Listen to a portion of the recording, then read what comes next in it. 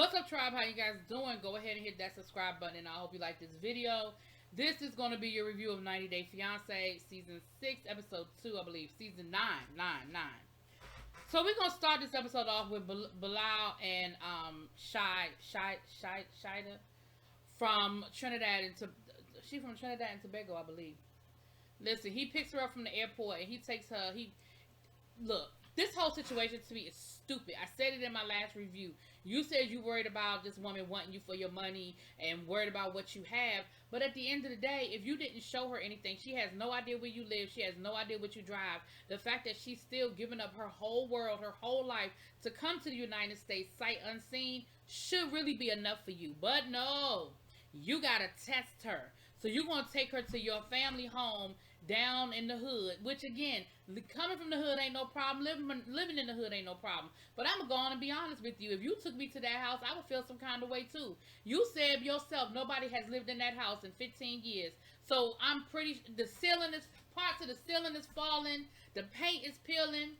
The damn porch is falling down. Who want to come to that?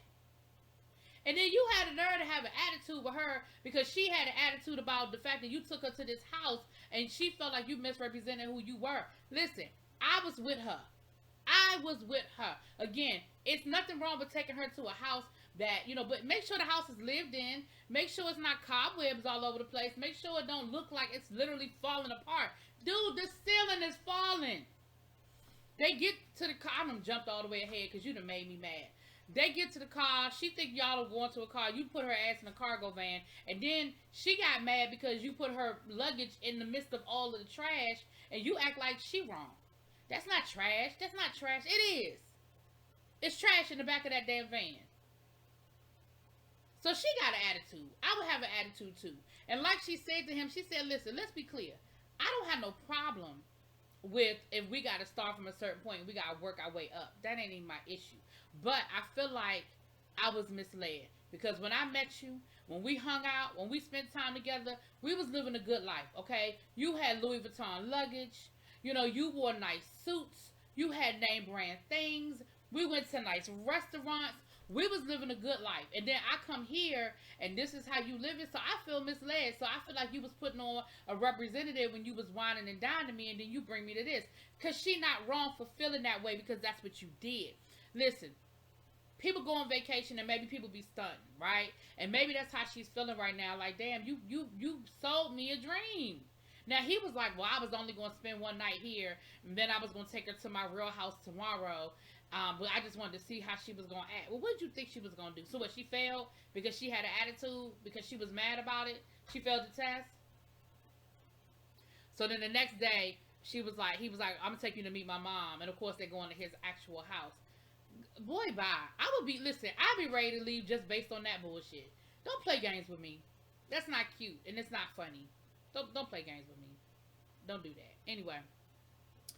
Child, so then we have Kara and Garamo. I hope I'm saying your name right, baby. From Venezuela. Now, she done flew down there to take him back because she didn't think that he was intelligent enough, smart enough, old enough, comprehend well enough to get through customs on his own because he got a whole letter from Venezuela. The United States got an agreement with Venezuela saying, we understand that some of the Venezuelan residents can't get their new passports, and there's the letter saying that it's okay for them to come through customs. But you didn't think that he could do it by himself, so you flew down there to take him back. And I already see where this is going. You are treating him like a child. You even called him your baby. We see her meeting up with his brothers, and the brothers are really worried about him going to the U.S. He is the baby brother. They're worried about, anything a family member would be worried about. And he actually feels some kind of way because she talks about him like he is a child. So he feeling some kind of way. She talking to him crazy, feeling some kind of way. They fly to the United States. They get the customs. They're in customs for like 2 hours. But once they got to the right person and they showed the right person the letter from the Venezuelan, they were like, oh, you Venezuelan? They saw his passport. Oh, you good. Boom, stamp, bye. He could have done that without you, bruh. Karen, he ain't need you. He could have got through customs all by himself. And if he couldn't, you have to kind of ask yourself a question. Do I really want to be dating a guy that can't get through customs by himself? I'm just saying. Anyway, Yevez and Muhammad. Now I already see where this is going, and I already see that Yevez is going. I mean, Muhammad gonna get on my nerves. Yevez is older. Muhammad is young. She does acupuncture and natural medicine therapy type of thing. I go to my acupuncture every week. I understand. I love it. I love it. I love it. And she met Muhammad. They done met over to the Instagram. He loved her pictures. Her pictures of her in a bikini. Her pictures of her out living her life, living great. Now, he lives in Alexandria, in Africa.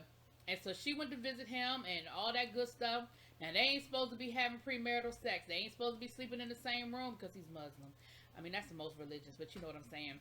But they could stay at the same hotel. Now, he claimed he was a virgin. So she done popped this man cherry.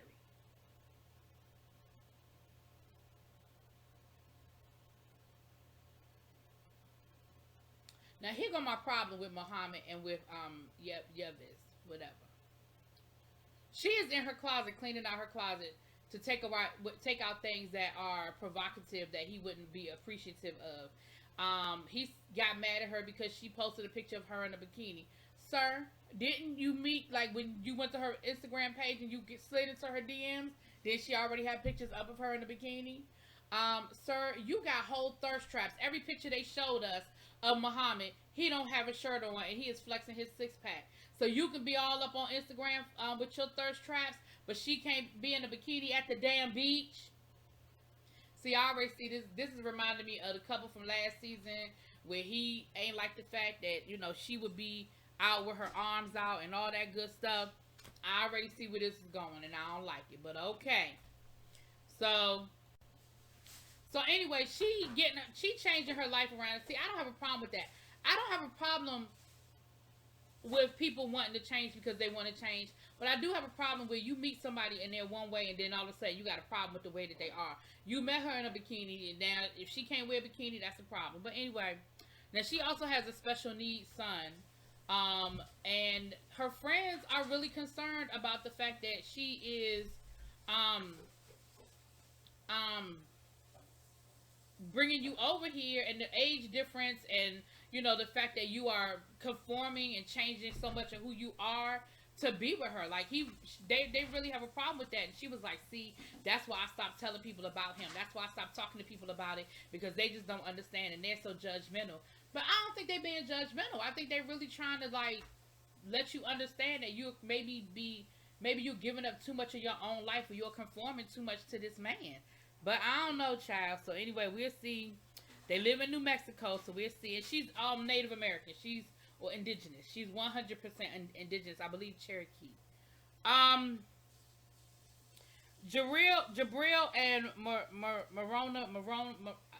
Maroney. We're gonna get her name right. Listen, she on her way, and Jabril's best friend, who he met her through, who's Serbian, they don't like her. Okay, and he's telling her, listen, she ain't never been no good.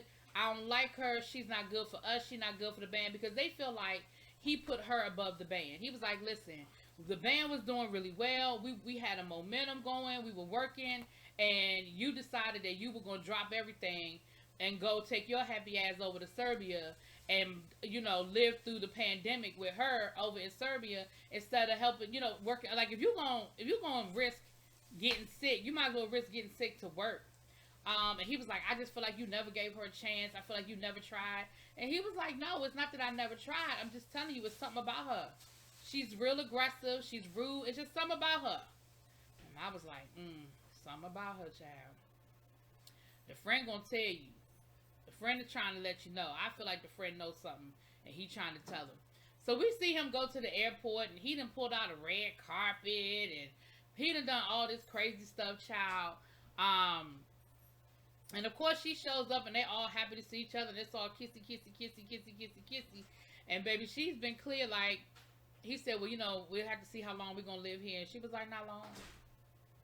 Because remember, she's been very clear that she wants to live, in LA. She don't want to live in no daggone South Dakota. Most people. So anyway, that was them, honey. So then we have Emily. Emily is getting herself together to go pick up her man from the airport. Remember, he's the underwear model coming over here from Africa, and she said the airport is like 2.5 hours away.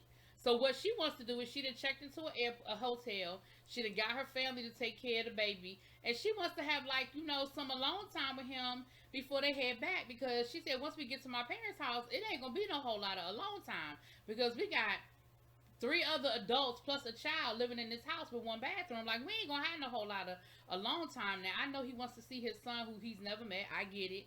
But I also feel like we need some, adult reconnect time before we ride into that madness, and hopefully he'll understand. So she gets to the airport. We see her picking out all her lingerie and trying to, make sure that she's ready and all that good stuff. She picks him up at the airport, and of course they happy to see each other and all that good stuff, child. And baby, one of the first things out his mouth is that she done gained weight. Well, let's be clear, she has gained weight, but damn, is that the first thing you gonna say? And you can see her face because she felt some kind of way. She had been talking about, is he still gonna be attracted to me? Is he still gonna want it? Like, I'm not the same person. I'm not the party girl that I once was when we first, we were dating. I'm a mom now. I do mom things. Like, I don't hang out. I don't party. I don't do all of that stuff. So is he still gonna want to be with me? Or is the spark still gonna be there? Is the connection still gonna be there? It's been 2 years. And for the first thing out his mouth, or one of the first things out his mouth to mention her weight, it's kind of like, well, sir, you don't look like you don't look like underwear model anymore easily, bruh. Okay. So we see her talking to her best friend, and again, it's the same thing. She's having the same conversation with her best friend about being worried about whether they're going, connect or not, and that she's just not the same person that she once was, and all that good stuff. So she tells him she wants to stay at a hotel, that she doesn't want to go straight home, so they can have a little alone time.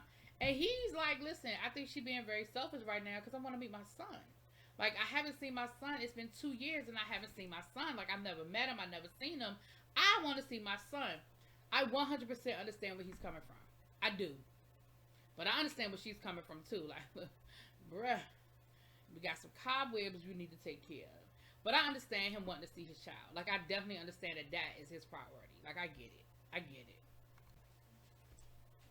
Well, that's pretty much it for this episode. Let me know what y'all think. Drop it in the comments. Peace.